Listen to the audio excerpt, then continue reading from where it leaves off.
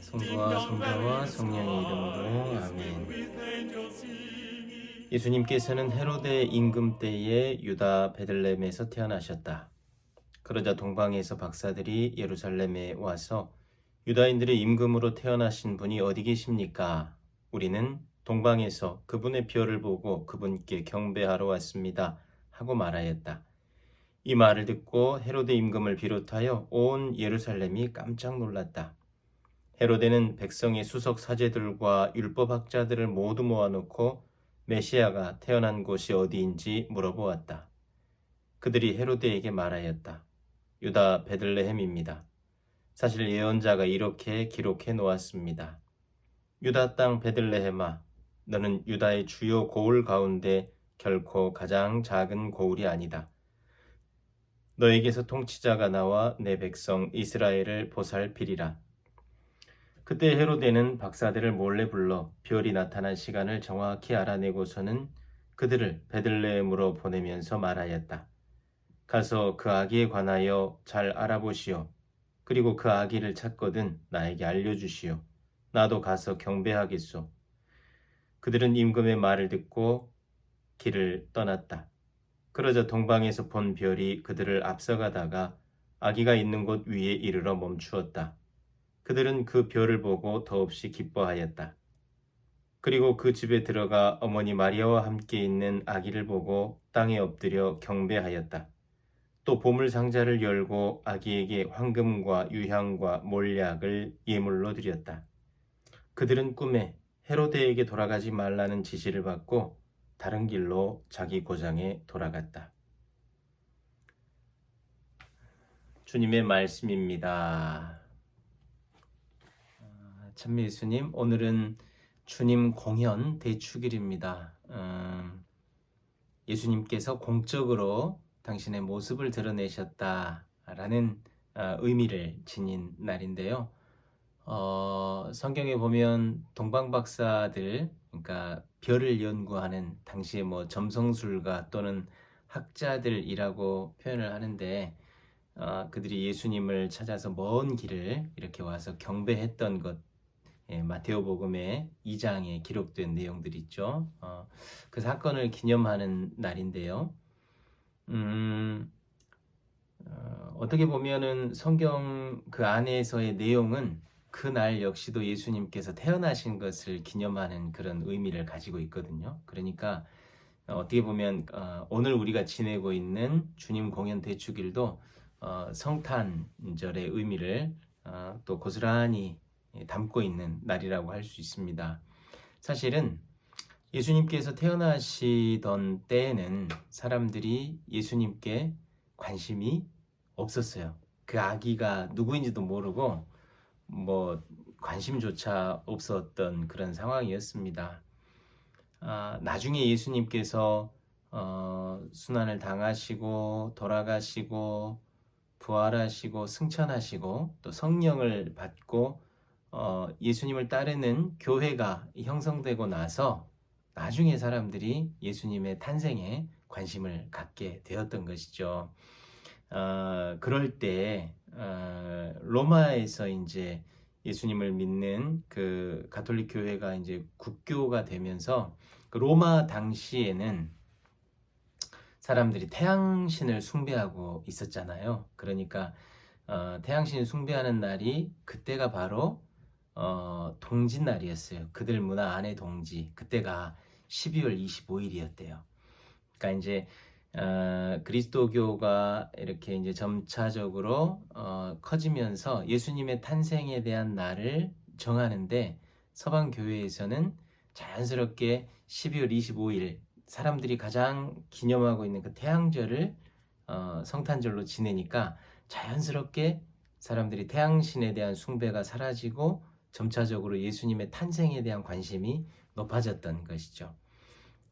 똑같이 이집트를 포함해서 동방교회에서는 동지를 1월 6일로 지냈던 모양이에요. 그래서 동방교회에서는 1월 6일을 주님 성탄으로 기념하고 그날을 성탄절로 지내고 있었습니다. 시간이 흐르고 나서 4세기 이때쯤에 4세기 5세기 뭐 이럴 때일 것 같은데요. 나중에 시간이 지나고 나서 이 전례가 두 전례가 이제 헷갈리는 거예요. 어느 날이 맞는가 하다가 이제 서방 교회에서는 12월 25일을 성탄절로 정하고 1월 6일을 주님 공현 대축일, 예전에는 우리가 삼왕 내조 축일이라고 이렇게 불렀죠. 그래서 이제 의미는 뭐 큰 차이는 없지만 날짜를 구분해서 이렇게 축제일로 지내고 있습니다.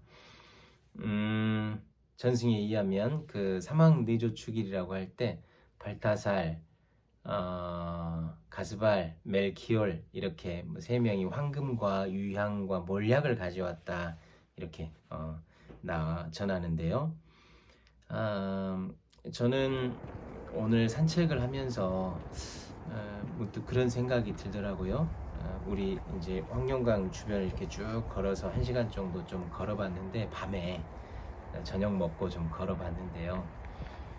이 어두운 때에 별을 보고 그 사람들이 예수님을 찾아서 나섰겠다. 저 동방에서부터 왔으니까 상당히 먼 길을 주로 밤 시간을 통해서 이렇게 걸었을 텐데, 그 길이 고난하고 또 여러 가지 어려움도 있는 그런 길이었을 것이다 라는 생각이 또 들더라고요. 그러면서 예수님을 따른다고 하는 것은 어떻게 보면 그 어두운 밤의 길을 잘 이겨내고 걷는 것이 필요하겠다 라는 생각이 하나 들었어요.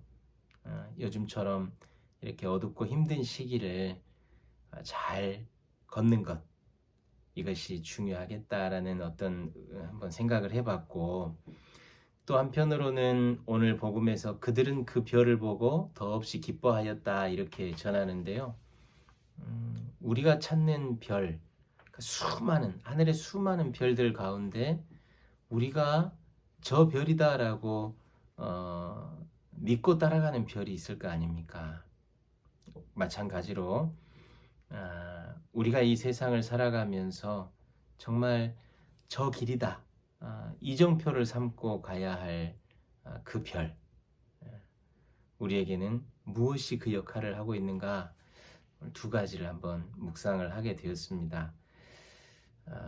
성탄 시기를 기쁘게 살아가야 하겠지만, 여건은 또 미사가 아마 1월 17일까지도 또 이제 정부 지침에 의해서 연기가 되는데요. 미사 중지가 연기가 되는데, 그 어두운 밤을 우리는 헤쳐나가야 되죠. 여러 가지 어려움을 무릅쓰고, 또 한편으로 우리가 별이라고 생각하고 있는 그 가치는 무엇인가, 이것을 또 명확하게 찾고 따라가야 할 것입니다.